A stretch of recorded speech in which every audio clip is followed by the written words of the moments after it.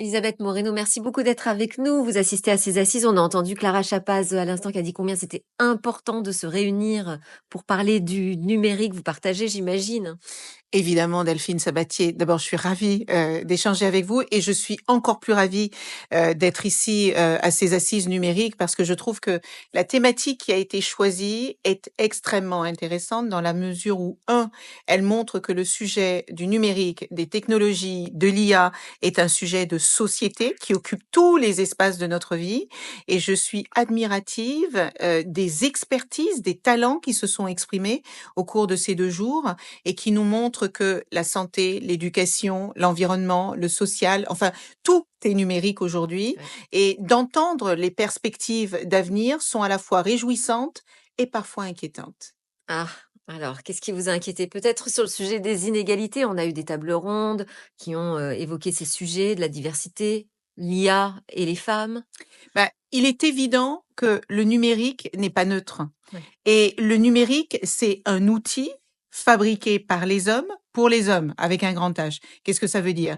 Ça veut dire qu'il peut exacerber tout ce qu'il y a de bon et tout ce qu'il y a de mauvais dans notre humanité. Et vous l'avez dit, les exclusions sont nombreuses, les femmes, les jeunes, les populations les plus vulnérables, les personnes en situation de handicap, nos territoires, selon que vous soyez sur un territoire ultramarin, dans une zone rurale, dans un quartier populaire ou dans les grandes villes, vous n'avez pas les mêmes accès aux mêmes formations, aux mêmes outils.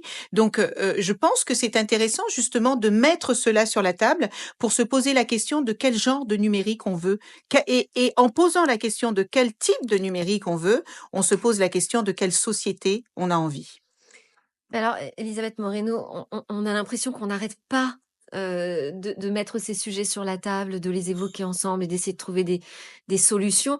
S'il y avait une action euh, qui vous tiendrait particulièrement à cœur, vous souhaiteriez que tous ceux qui partent d'ici enclenchent tout de suite, ce serait Vous laquelle? mentionniez tout à l'heure la prise de parole de Clara Chapaz. Moi, je trouve qu'on a une super ministre du numérique et de l'intelligence artificielle, mais nous sommes si peu. Et nous sommes. Je ne veux pas que nous soyons les arbres qui cachent la forêt. Il y a moins de 30% de femmes aujourd'hui dans le numérique. Et si vous retirez la com, les ressources humaines, le marketing, enfin tous ces métiers qui sont néanmoins importants, le chiffre baisse aux alentours de 20%. Ouais. 20% pour quelque chose qui est en train de littéralement changer le monde, ça n'est pas acceptable. Et on ne demande pas la charité, on demande simplement que les femmes puissent prendre leur place, qu'elles apportent leurs idées, qu'elles apportent le regard sur ce monde qui les concerne, qui concerne leur famille, qui concerne leur écosystème. Et aujourd'hui, mon Dieu, qu'on a encore du travail à faire. On en parle, moi je suis rentrée dans la tech il y a 25 ans, on en parlait déjà, on promettait déjà des choses extraordinaires. 25 ans après, l'intelligence est arrivée et elle a accéléré toutes ces transformations de manière exponentielle et on a encore à peine 30% de femmes dans ce secteur.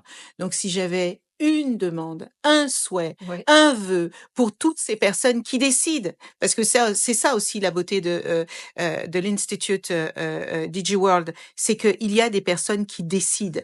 Et ces personnes-là peuvent changer les choses. Elles peuvent contribuer à transformer cette société.